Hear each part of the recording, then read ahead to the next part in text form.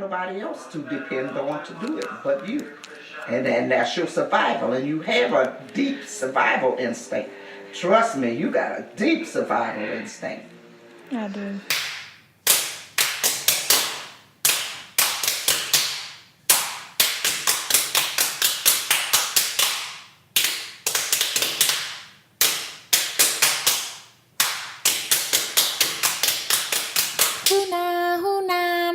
Who think they bet I do?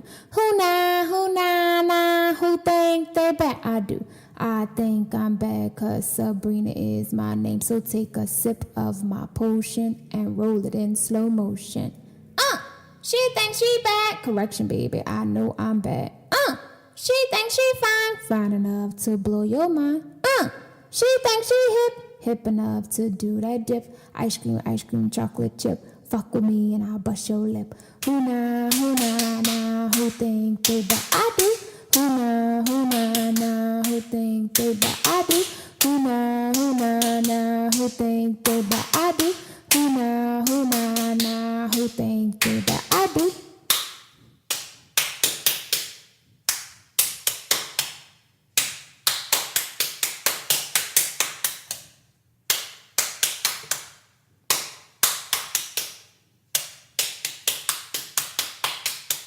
To come in when I was about like 6 or 7 years old, because at that point, like, my mom was sick to the point where she stayed in and out of the hospital, and we would have to like be on watch, like, is this gonna be the day we have to call the ambulance? Like, I remember going to school every day worried. Like, I think I have so much worry now, it's because my whole childhood I worried about like whether or not my mother something was going to happen to her while she was at our home by herself, because it was just her and my brothers, and we had to go to school, and so nobody would be home with her, and she was sick, and so I would, like, there was these questions of like, will this be the day my cousin come pick me up from school to take me to the hospital because something happened to my mom when she was at home, or oh my gosh, we live in a bad neighborhood or a not so safe neighborhood, so while my mom is at home, is she okay? And so, like, all of this was happening to me as a child, and so my child self left.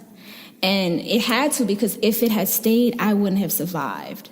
Like, I wouldn't have become who I am today if my child self would have stayed and endured everything that I went through from the time she left up until now.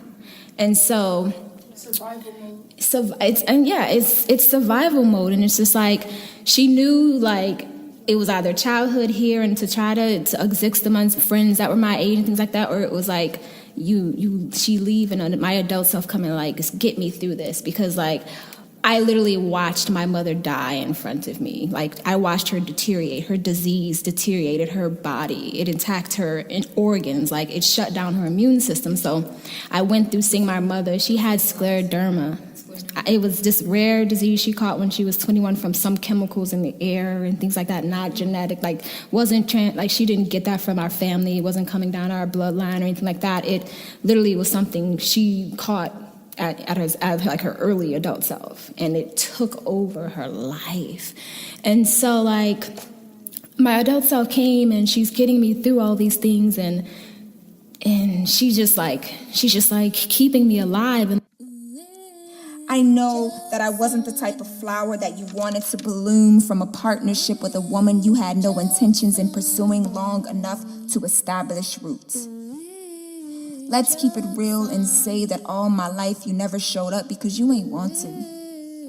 And let's not even get into my mother's fucking funeral, bro. You know, you never thought that it was your responsibility to water me for my evolution.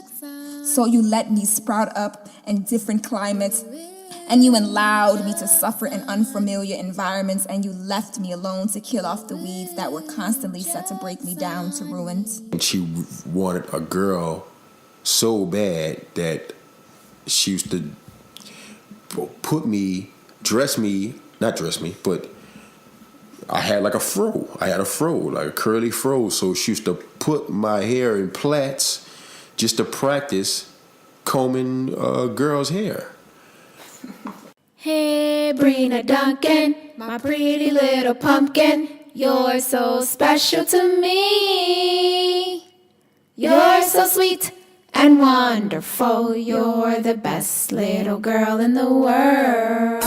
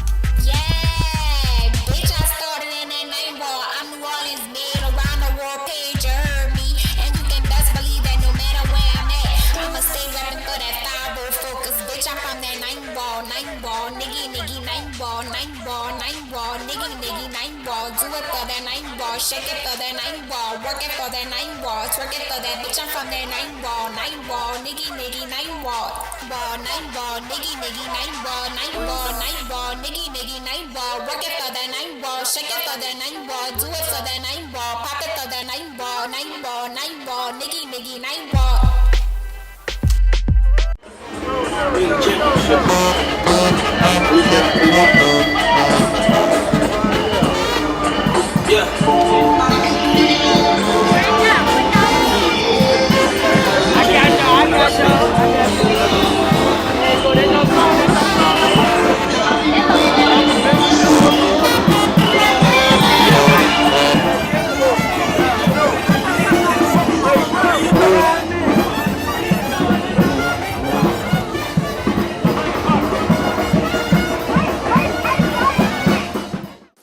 felt helpless in both situations. I felt like I'm a protector, and you was in a vulnerable state because you didn't have anyone to protect you in any of them situations. And I know both of them were, similar, but the ways for me to help you, I felt like the situation when you was 13, I felt like I was to blame because I almost put myself in a situation to be locked up, and I felt like it was my fault because I was imprisoned. And if I would have been out, then I would have did what I normally would have did, like come check on you if I know you at the park. Is she talking to boys or anything like that? And I felt like soon as, almost like, I want to say I let my guard down, but as soon as I get myself in a situation, I felt like I put myself in a situation where I wasn't able to help. So that, as far as that situation, I felt angry. I felt at fault. I want to harm the individual. Me and my brother, when I got out, was trying to find out where he live at and stuff, but they said that he had moved. So yeah, they say he moved before I got out. So I didn't. To this day, I didn't know what his name was or nothing like that. So that's how I felt about that, and that bothered me for a long time. Even when I first initially heard what happened.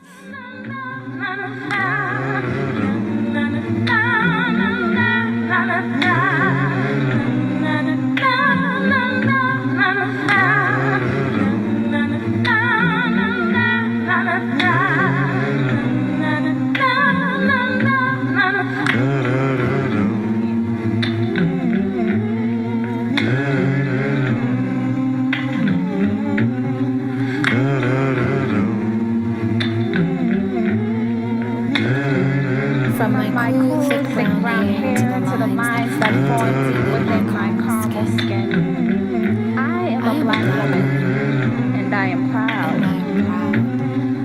From the burdens of my people from way back when they were picking and singing and striving and fighting just so I could have a chance to be who I am. I am a black woman, and I am proud. From my deep amber eyes to my full succulent lips, from the shape of my figure to the way I move my hips, I am a black woman, and I am proud. They be asking me like, what's so great about being black? They be looking at me this way, sometimes speaking as if because I am. They be wondering if I would ever want to transfigure to be accepted more, to be respected more, to be just like them. But I digress, because I have nations inside of my womb and a love for my people inside of my breast. My heart beats the rhythm of ancient kings and queens, and my pavement, that shit is strength. I am a black woman. That shit exudes strength. I am a motherfucking black woman, and I am proud.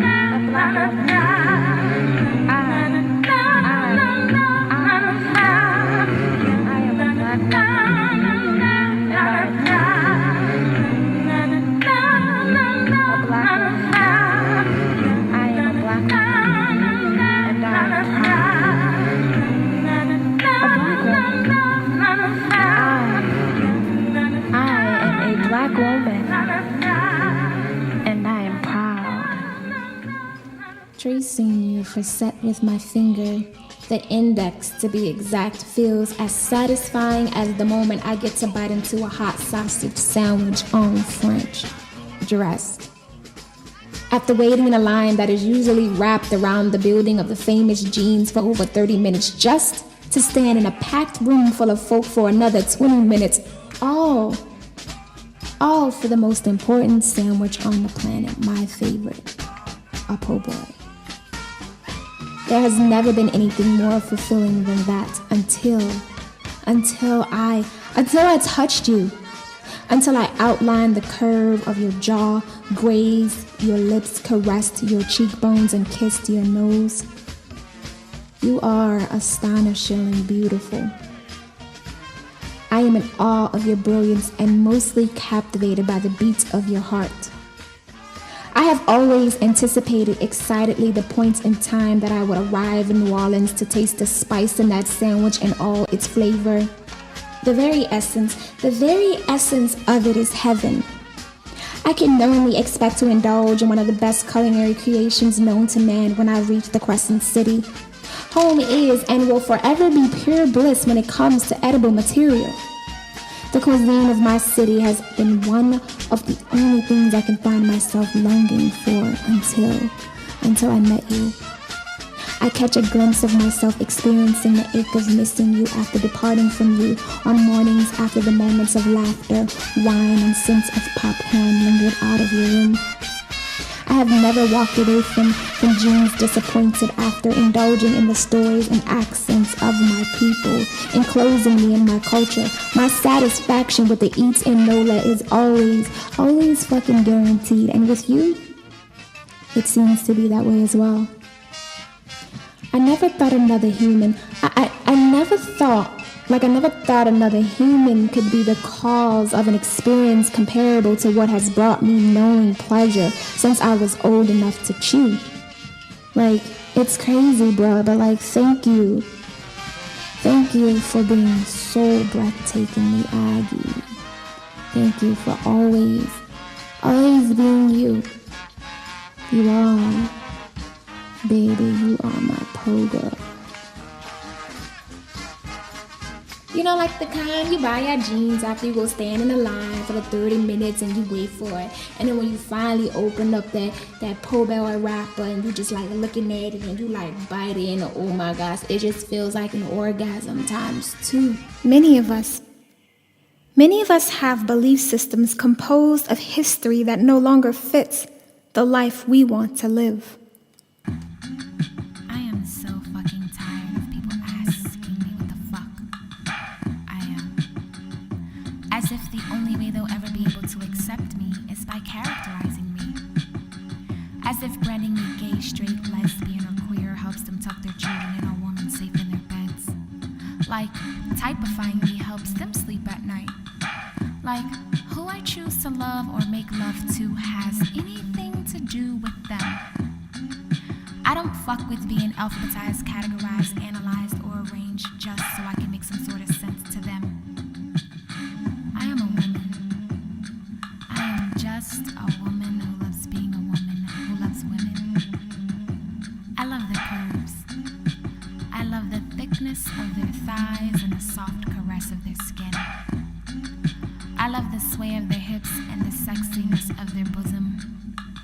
I love the succulence of their tulips and how everything about them is toothsome.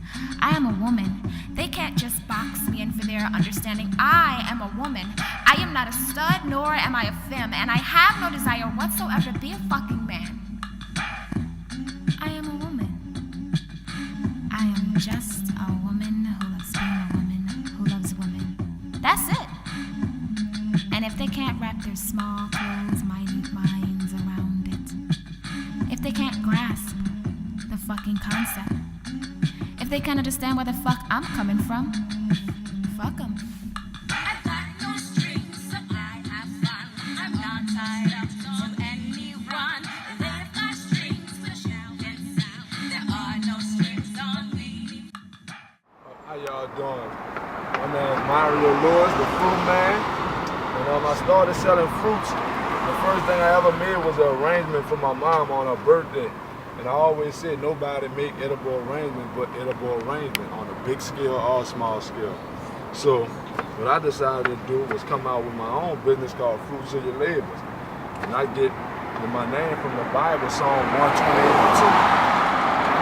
You will eat the fruits of your labor, blessing and prosperity will be yours. And I've been doing this for 3 years, and I decided to do fruits because I feel like everyone needs help in their life. You know, every time you look up here, I see people selling barbecue or fried food, so I wanted to just look out for the people and do something healthy. What's going on, my man? Yes, I need 2 cups. 2 cups? Sometimes I'm crazy, yeah, bruh. Like really fucking crazy, bruh. Like, no, not that kind. Not the kind that you be cackling with over a drunken slumber, like laughing with in the midst of your slumber saying, girl, you so fucking crazy. Not that kind of crazy. No, not that kind. Sometimes I'm the call a girl's phone and have a what in the entire fuck is going on with you and my girlfriend type of crazy. Like, I'm the type that be having conversations because I need an understanding. Like, sometimes I'ma ask her for her cell phone to see if she been lying to me about who she been talking to and what she been talking about. Like, sometimes I'm that insecure. And like, you know, people be like, oh, you insecure, that's something to do with you. That's something you gotta work on. But you know what, like I really truly believe that people can make you insecure, and like she made me insecure. Yes, a fucking person can make another person insecure. Like sometimes I'm that type of crazy. And like I don't like to be, like I don't wanna be, and it ain't fun. It ain't fun to be crazy. People think like that's just something girls just wanna be, women just wanna be walking around like I'm crazy. Yeah, I'm crazy. Why? And it's just like, but no, that's not it. Like it ain't fun to lose trust, and the one thing you ain't never have to worry about, like it ain't happy. Like sometimes love sometimes love ain't happiness. Like sometimes it's a fucking project, a bit of meddling and a lot of discomfort. And like sometimes I used to be sitting in our home staring her down, like wondering, like I used to be wondering if leaving her was the better option, like because this pain and this hurt that I used to feel and like those tears that I was always crying used to be making me want to curse her the fuck out at 2 o'clock in the morning. Like it used to be making me want to ask her a shit ton of questions, like buku fucking questions, and then question her answers with more questions. And if she asked me why was I asking her questions, it made me want to question her even more because I would believe that she was lying to me type of questions. Like sometimes I was that crazy, like I was crazy, like sometimes I was fucking crazy, like and like Sometimes I used to be finding it hard to believe in her, and like what the people don't know and what she don't know is that I really, really wanted to fucking believe in her, because like who wants to not believe in a person that they sleep with every day and lay down with every night and like make love to and wake up to and like share a life with? Like who wouldn't want to believe that person? But like I tried so hard to believe in her, and she would always tell me that she wasn't lying anymore, and she would always be saying stuff like, trust me, and like, but the truth is like, girl, answer my fucking question. The truth is like, girl, hurry up with that answer, it made me fucking crazy, but the truth is like, I did trust her, like, and that's what I don't even think she realizes, that like I really put all of my trust in her, and when I trusted her, she didn't trust herself enough for me to trust her. Like she didn't trust herself enough to not do something that was untrusting, and that's what made me even more crazy. Like she just kept deleting messages and having like phone conversations when she traveled away for shows and shit. Like sometimes I was that crazy, like she used to get off the phone with me to get on the phone with somebody else, and like that used to drive me and that used to blow my mind, because I'm like in a relationship with this person, and like this person was just like doing everything, like calling me crazy and insecure and kind of gaslighting me and making me feel even more crazy about what my instincts, what my gut was telling me what was going on. Like sometimes I'm crazy, and like every part of me wanted to like share her location with people, try to make me trust them. Like every part of me wanted to check her call logs continuously. Like every part of me wanted to, and I know that like she thought that like I was always on her shit. Like she thought that I was checking her Instagram and like checking her phone a lot and like looking at her call logs and like seeing what she was doing. And like I'm not even much gonna fucking lie to you and say like I wasn't doing that, because this is about being real and being honest. But like I was, but like the truth is like I wasn't doing it as much as like one would think that I was doing it. Like I was doing it a good 75% of the time, and that's a lot of fucking percent if you ask me. But like it's not 100% or it's like 95%, but like I was doing it enough to feel crazy. Like and I tried to focus more on me. Like that was the whole thing. Like I tried to focus more on me and less on the idea that she owed me anything. But like I really fucking believe that like when you get in a relationship with somebody, like you owe them your loyalty and you owe them your respect and you owe them your trust, because you chose that person and you chose to be with that person. So if you chose to be with them, like you owe that person those things. And like she didn't believe that she owed me anything. So it's like, why would you be in a relationship with somebody if you don't have to owe them loyalty, respect, and trust? Like why not just be single and go fuck a bunch of bitches and do whatever the fuck you want? Like why connect with me when I'm over here trying to be serious about this shit and be real about my shit? Why connect with me if that's not what you want? Right, girl, go leave me alone. I used to be crazy. Like sometimes that shit just drove me fucking crazy. Sometimes I'm crazy, and I think that I used to think that like maybe it was just better to be alone, you know, like to just not have to worry about that, because like at the end of the day, like I'm not really into just wanting to be crazy. Like I want love, and I want like peace, and I want like happiness and joy, and I want a relationship where like we watch movies and we Netflix and chill, and we climb mountains, and we go on adventures, and we travel and see the world, and like we loving each other, and we supporting each other, and we like there for each other. Like I want that. Like I don't want the relationship. Like I didn't want the fucking relationship where like I'm just going nuts, and like it's just fucking making us both insane. Like I didn't want the type of relationship where I gotta worry about where my partner is, what she doing, what time she coming back, who she with, what she talking about, if she talking about something else. Like that's not what I saw for myself in a relationship, and that's not what I saw for my life. And like I ended up like that. Like I ended up in that position, and I ended up kind of like in that space to where like I was just going fucking crazy, and like That's fucking crazy, bro. I'm a woman, and like us women, we be knowing, and so when we be knowing, our minds just kind of make us go to that place, and it kind of like replays things over and over, and it kind of keeps showing us things until we fucking trust and believe what our mind and our intuition is showing us. Like sometimes I'm fucking crazy, like, and you know, like I said, I don't want to be I don't want to be crazy, but like sometimes I am crazy. You too free for all that. Like sometimes I'm crazy. That's fucking crazy. Girl. It's a survival mechanism. Sometimes I am crazy, but I was nothing but a picture.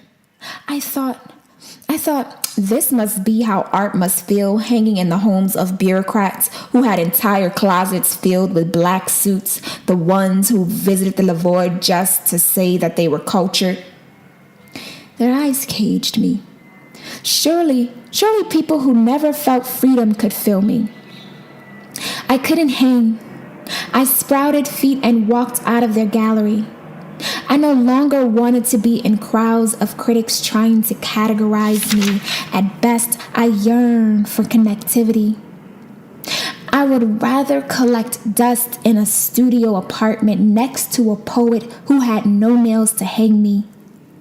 I would not mind rotting on the floor beside her as my corners frayed and the black paint that coursed my hair faded to gray. I wouldn't mind if the world never again awed at me, if she alone thought that I was beautiful, if she knew that paintings sometimes cried. Say, little baby, would you be so kind as to allow me to sit my full head of hair on the tip of your tongue?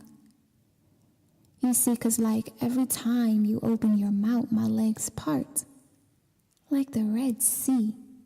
And you ain't even gotta be saying nothing important either, 'cause it'd be like the way your lips move and that half smile you give when you blush that drives my body weak. I don't be having no control over the moisture that runneth over and down my thighs when your voice says my name. I want to be yours, untamed, airless hair growing free and strong like a lion's mane. You know, something you gotta work through to get to its street. 'Cause you seem like the type to know how to handle a little bit of hunt to get to the meat. I want this body pressed in between your praying hands. Bend me on my knees into prayer and stroke me to my salvation. I want a hallelujah all over the life within that muscle of yours that will praise me after it is all said and done. I want to know what it feels like to come at the sight of the rising sun in your eyes. I am daylight, desiring to become holy in your heart, scripture in your soul, and Bible in your blood. I want to make love. Wow. Say, little baby, would you be so kind as to allow me to sit my full head of hair on the tip of your tongue until I say amen. Until I say amen. I want to ride, girls. Until I say amen. I want to ride, girls. Until I say amen. I want to ride, girls. Until I say amen. I want to ride, girls. Until I say amen. I want to ride, girls. Until I say amen. I want to ride, girls. Until I say amen. I want to ride, girls. Until I say amen. I want to ride, girls. Until I say amen. I want to ride, girls. Until I say amen. I want to ride, girls. Until I say amen. I want to ride, girls. Until I say amen. I want to ride, girls, until I say amen. Who am I, they wonder? Probing for answers with limited perception, unclear views, and judgment. Oh, how they love judging. I ain't for the faint of heart, I know that much. I am dark, obscure, feeling everything and nothing at all. Thinking far too much, breathing heavy on days I tell myself I am not worthy of grace. Somehow oxygen flows less freely through me when I am in my head, when I believe the things they say about me, when I forget the things I know about me, when I fold, crumble, crunch myself into particles that are small. I am not me when I am small. I am dark, fire, a loud bang right in the cusp of peace. I disturb peace in my misery. When I am too in my head outside of my body, who am I when I speak? They want to know. Conversations are held about that mystery. I am light, sun, child of a flower. I am free except when I cage myself. I am love in its purest form. I am molecules and cells that you can't even fucking see. I am giving of my whole self to my community. Those I love can have everything within me. I am what people see, but don't see, existing somewhere amongst the thick of things, praying. I am my mother's prayers unfolded from the pages of her worn leather Bible. I am the psalm of her songs, everything she ever wanted but could never be. I am my ancestors' prodigy, bringing my people out of an illusionary state. I am reality, limbs and bones, laughs and shits and giggles, pain and suffering, survival and experience. I am what people dream to be, imperfect in my human form, ancient, a spirit that's been here long before, weeding my way through karmic cycles, realizing the importance of detaching from things. I am life in chapters, wisdom in my cheekbones, and fearless in my feet.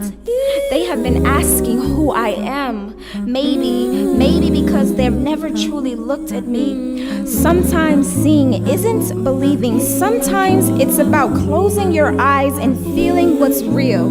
They be wondering how could a soul like mine be so kind, genuine, and an embodiment of love but still do fucked up things. They be trying to figure out how I can give love in such big portions but fuck a bitch up without thinking. They find themselves confused about the simplistic answers this thing called life unfolds. It's quite simple. The answer is duality. I am both joy and pain, light and darkness, happiness and sadness. There will be days that I fall short of my own glory, but that don't reduce me to anything less than I already am. Times that bring out the worst of me just means that I need to sit the fuck down alone and meditate. Sometimes being disconnected with ourselves will allow us to do things outside of ourselves just to find our way home. Slowly but surely, I am returning home. Only the eyes could have told the tale.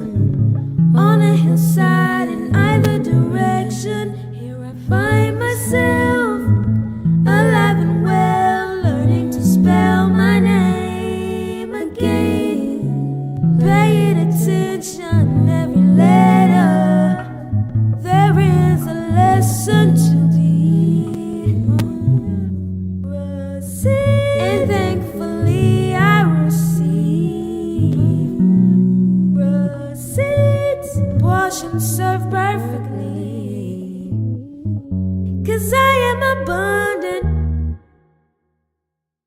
I had this, I started seeing a therapist, and I was just talking about like the realizations that I came to, because me and my cousins have really been analyzing like where we came from, and I really have been saying like I have been hiding like the dark of New Orleans for so long. Like when people talk about New Orleans and they come to me like, you're from New Orleans, and I always like, I'll turn on this light and I would just be like, yes, and it's beautiful, and the music, and I'll talk about the museums and the culture and the food, and I'll talk about the perks of how it's its own country, and I'll talk about the beautifulness of it, because I don't know, for some reason, I don't know why, I'm trying to sort through why I do that, but for some reason I was afraid of the dark. And so what I started to realize with my therapist, who I just started seeing as of late, and she talked about, I told her, I was like, I think that what happened was I didn't have a childhood, because when I was a child, my child self left, and my adult self We are not guaranteed our next breath, our next minute, our next hour, or our next day. So be grateful. Relish in being present exactly where you are. Find moments to open your heart and quietly say the only prayer that matters. Thank you. Thank you. God, thank you. And today I'm going to be showing how to eat my crawfish. So first thing I'm going to do is grab a crawfish. And next thing I'm going to do is take the tail off. And then I'm going to suck the head.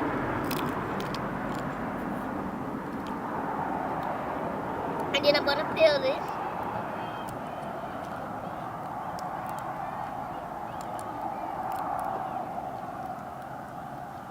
Then eat it.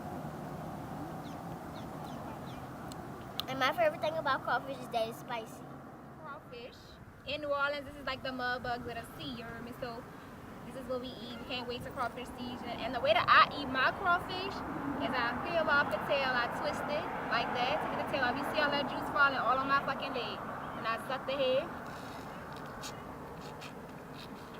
Make sure I get all the juice out that thing. And I put it down. And I'm gonna focus on the tail, because this is all that meat ain't. That one didn't have no claws, but if it did have claws, I would have fucking claws up too. Right now we eat this one. The tail, you twist it off. Each little piece, kind of like you're peeling back its skin or its shell. And then you take the right out the tail. And you make sure you put out that little line now. Because that's the place that the intestinal tract, one of the two, the intestinal line of the body. Take that out, and then you like that. That's how I eat crawfish, man. And my favorite thing about crawfish is the spice, the flavor. When I suck the head and all the juice just bust in my mouth. I know that sounds kind of weird, but it's my favorite part. Crawfish. No place like New Orleans. That's Lil Winky, huh? New Orleans people be so Where you at? Huh? New Orleans people so funny. You told John. I know why you be. He like, no, we really, nobody don't act like this but us. Yeah, I've seen that a lot of Like, oh, right. I've met a lot of people. we don't Step out on the porch today. He was another lady. Lady said, "Come on." He's like, "Yeah, I forgot we speak down here." Yeah, because in New York, they look in your face and be like, They don't. They will look you dead in your face while you walking towards it and will just not Speak. I know, because I went to New York. When I went to Manhattan, first of all, I was too I was like, I'm not doing this no more. And I was like, oh, your boots are cute. The lady looked at me on the subway and turned her head. I said, bitch.